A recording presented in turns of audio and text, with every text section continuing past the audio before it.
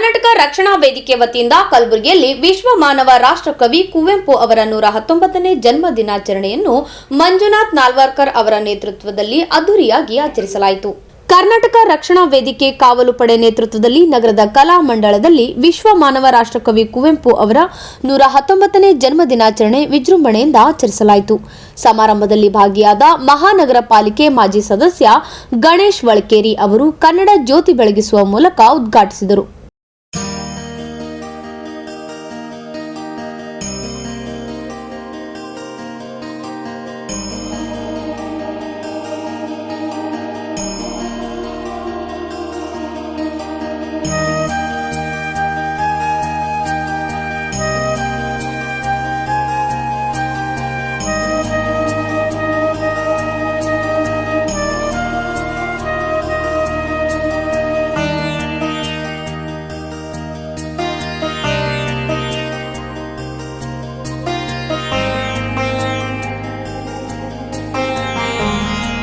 ಸಮಾರಂಭದಲ್ಲಿ ಅನೇಕ ಸಾಹಿತಿ ಹಾಗೂ ಬರಹಗಾರರಿಗೆ ಕುವೆಂಪು ರತ್ನ ಪ್ರಶಸ್ತಿ ನೀಡಿ ಗೌರವಿಸಲಾಯಿತು.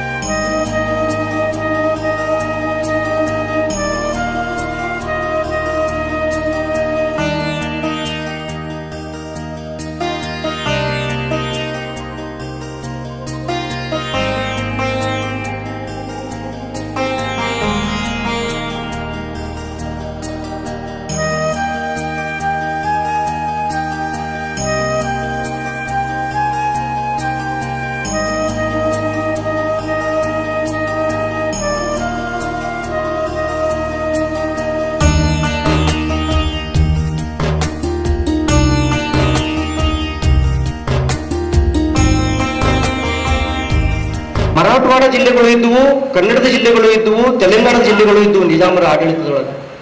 ಆದ್ರೆ ಬೀದರ್, ಗುಲ್ಬರ್ಗ, ರಾಯಚೂರು ಅಪ್ಪಟ್ಟ ಕನ್ನಡ ಪ್ರದೇಶಗಳಿಗೆ ಶಾಲಾ ಶಿಕ್ಷಣದೊಳಗೆ ತೀರಾ ಇತ್ತೀಚಿನವರೆಗೂ ಸ್ವಾತಂತ್ರ್ಯ ಸಿಗುವವರೆಗೂ ಕೂಡ ನಿಜಾಮನ ಆಡಳಿತದಲ್ಲಿ ಈ ಭಾಗಗಳನ್ನ ಆ ಹೈದರಾಬಾದ್ ಸಂಸ್ಥಾನದ ನಕಾಶೆಯಲ್ಲಿ ತೋರಿಸ್ತಾ ಇರಲಿಲ್ಲ.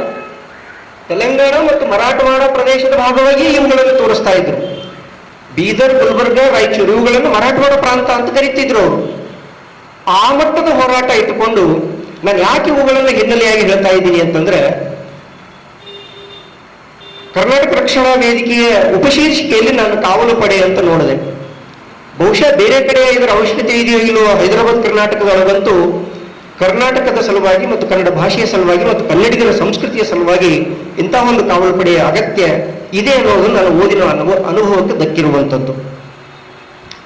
ಕನ್ನಡ ಸಾಹಿತ್ಯ ಚರಿತ್ರೆ ಬೆಳೆದು ಬಂದ ಕವಲುಗಳು ಬಹಳಷ್ಟಿದ್ದಾವೆ.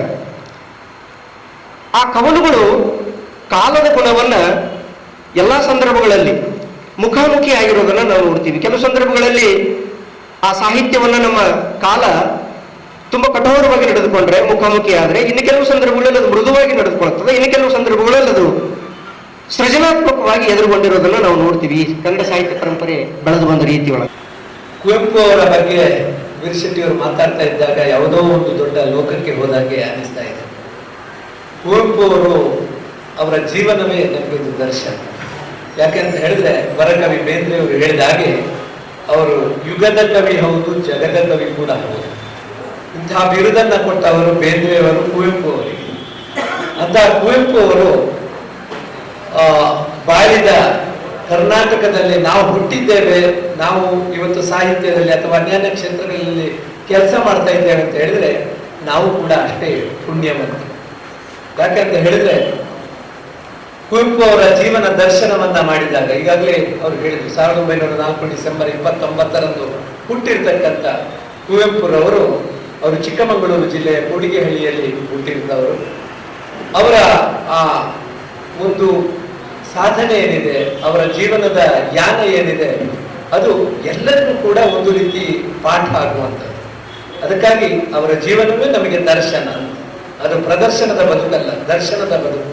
ಕುವೆಂಪು ಅವರು ಆ ಕಾರಣಕ್ಕಾಗಿ ನಮ್ಮ ಎಲ್ಲರಿಗೂ ಕೂಡ, ಅದು ಕೇವಲ ಸಾಹಿತಿಗಳಿಗೆ ಬಂದ, ಕೆಲವೊಮ್ಮೆ ನಾವು ಅನ್ನಿಸ್ತೇವೆ ಕೆಲವರು ಸಾಹಿತ್ಯದ ದೊಡ್ಡ ವ್ಯಕ್ತಿ ಸಾಹಿತಿಗಳಿಗೆ ಮಾತ್ರ ಅಲ್ಲ. ಕುವೆಂಪು ಅವರ ಸಾಹಿತ್ಯವನ್ನ, ಕುವೆಂಪು ಅವರ ಜೀವನವನ್ನ, ಕುವೆಂಪು ಅವರ ನಡೆಯನ್ನ, ಕುವೆಂಪು ಅವರ ಆಚಾರವನ್ನ, ಕುವೆಂಪು ಅವರ ವಿಚಾರವನ್ನ ನಾವು ತಿಳ್ಕೊಂಡ್ರೆ ಅದು ಎಲ್ಲರಿಗೂ ಮುಟ್ಟುವಂಥದ್ದು. ಈಗಾಗಲೇ ಹೇಳಿದೆ, ರಾಜಕೀಯದವರಿಗೆ ಮುಟ್ತದೆ, ಸಾಹಿತಿಗಳಿಗೆ ಮುಟ್ತದೆ, ಬರಹಗಾರರಿಗೆ ಮುಟ್ತದೆ, ಸಾಮಾನ್ಯ ಜನರಿಗೂ ಕೂಡ ಜೀವನವನ್ನ ಹೇಗೆ ಮಾಡಬೇಕು ಅನ್ನೋದರ ಬಗ್ಗೆ ತಮ್ಮ ಮೌಲಿಕವಾದ ಬರಹಗಳ ಮೂಲಕ ಮಾಡಿದೆ. ಅವರ ಒಂದೊಂದು ಕಾದಂಬರಿಗಳಾಗಿರ್ಬೋದು, ಕಾನೂನು ಗಣಿತಿ ಆಗಿರ್ಬೋದು, ಅಥವಾ ಬೇರೆ ಬೇರೆ ಮಲೆಗಳಲ್ಲಿ ಮದುಮಗಳಾಗಿರ್ಬೋದು. ನಾನು MA ಓದಿದಾಗ ಪಕ್ಷಿಕಾಶಿ 1946ರಲ್ಲಿ ಪ್ರಕಟಗೊಂಡಂತ ಪಕ್ಷಿಕಾಶಿಯನ್ನು ಓದಿದೆ.